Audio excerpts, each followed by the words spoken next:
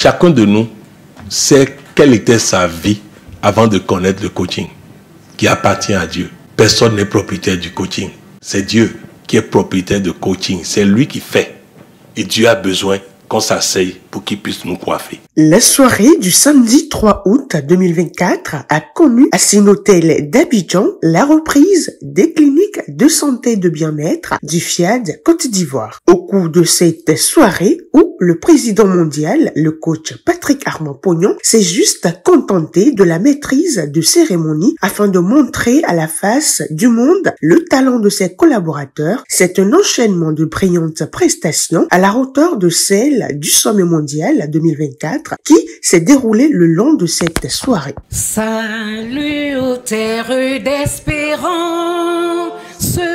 Je m'engage à regarder le côté ensoleillé de chaque chose. À l'entame, après l'hymne national et le credo FIAD exécuté respectivement par les princesses Aminata Dembélé et Juliana Nguesson, c'est avec des propos divinement choisis que le coach Désiré Moyani, épouse Aka, a décrété la bienvenue à l'auditoire. Merci d'être venus si nombreux à cette magnifique rencontre. Je vous prie de rester connectés, écoutant avec un entendement divin, afin de recevoir la plénitude de ce jet d'eau divin distillé pour notre transfiguration intégrale. Je vous décrète notre aquaba national. La parole a ensuite été donnée à la privilégiée Pélagie Gomez, épouse Kwasi, pour dire haut et fort pourquoi aime-t-elle le FIAD. J'ai connu le FIAD en fin d'année 2023. Au moment où je venais de perdre mon époux, j'étais perdue. J'ai assisté au séminaire du PM et quand je suis sortie, j'ai été apaisée. J'ai dit, je viens de toucher du doigt ce que je cherchais. Et depuis lors, le FIAD et moi, c'est une nouvelle histoire. Je suis redevenue jeune. J'ai trouvé ma voie, j'ai trouvé ma place. Aujourd'hui, je suis plus que sereine. Après elle, deux succulentes exhortations ont plongé la salle dans une ambiance méditative et de prise de conscience. La première a été faite par le coach Gérard Yao Kwasi. L'homme possède une double nature.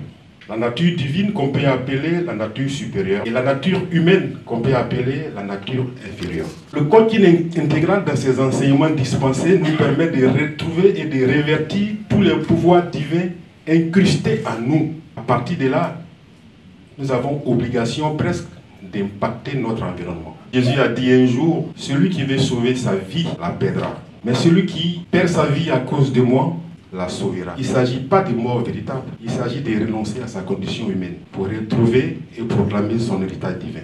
J'exhorte donc chacune et chacun de nous ici à non seulement accroître son essence divine, mais à pouvoir diffuser dans son environnement cette lumière que le monde a tant besoin. Notre nature divine ne connaît pas la maladie. Nous ne voulons pas le chômage, nous ne voulons pas le manque, nous ne voulons pas les perturbations sous toutes les formes, nous ne voulons pas être humiliés, nous ne voulons pas ceci. Tout ça là est dans notre nature humaine. Alors si je dépose ma nature humaine et je prends ma nature divine, je n'ai plus à rencontrer ces choses. Car ces choses ne peuvent pas venir dans ma nature divine.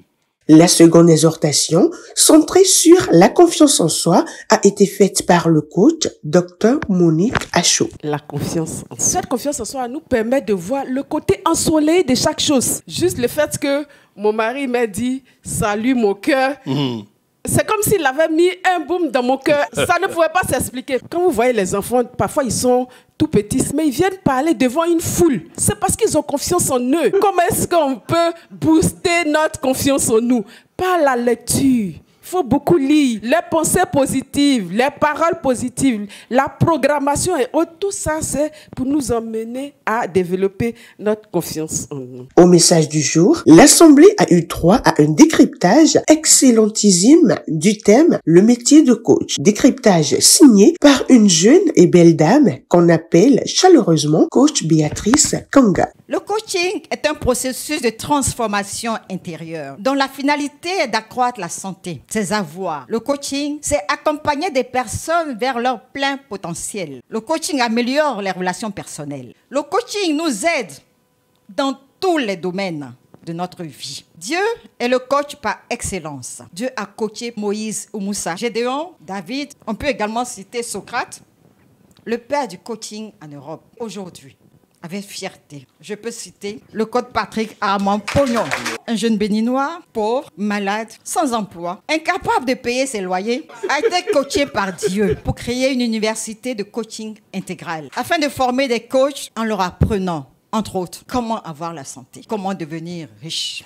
Devenir coach, c'est se former, s'inscrire pour la licence en coaching intégral qui démarre le 5 août. Cette licence prend en compte les 9 composantes du coaching: le développement personnel, la santé, l'argent, les relations de couple, l'éducation des enfants, l'emploi, le leadership, la stratégie et l'entrepreneuriat. Je vous invite à quitter l'ignorance, à vous donner les moyens de vivre longtemps, riche et heureux. Le temps d'une minute, les participants qui croyaient qu'ils avaient fini de consommer de belles prestations cette soirée ont été agréablement servis davantage avec l'appel à contribution d'une jeune coach de 12 ans du nom de Marguerite Larson-Anani. Quand on doit donner, donnons pour que Dieu là-haut soit content. Quand vous prenez une enveloppe, faites en sorte que Dieu se sente honoré dans votre enveloppe et vous verrez la suite. Les divers messages de cette soirée, teintés de bonne humeur, de gratitude et surtout d'une simplicité à nul autre pareille, n'ont pas laissé les participants indifférents. La plus grande découverte pour moi, c'est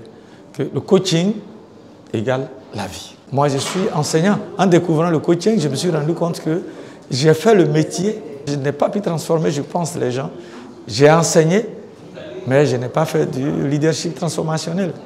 Aujourd'hui, si ma voix devrait compter, c'était de demander aux autorités ivoiriennes de voir dans quelle mesure on pourrait peut-être introduire le coaching au niveau du système scolaire pour mieux accompagner, bien sûr, la réussite de nos enfants.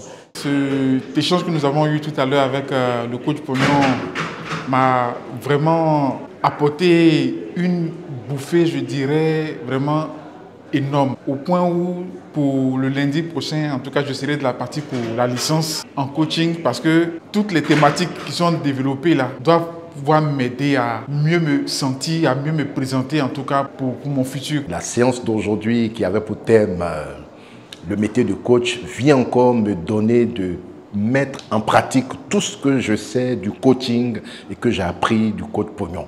En tout cas, vraiment, merci pour cette belle initiative. Je pense que partout où je serai maintenant, même sur les réseaux sociaux, je vais aussi m'atteler à mettre en pratique ce métier de coach. Cette clinique, clôturée par un intense atelier de programmation dirigé par le coach Karijatou Yafolo Ouattara, s'inscrit comme une belle note pour le FIAD Côte d'Ivoire, mais aussi comme un défi lancé aux autres antennes FIAD au travers du monde.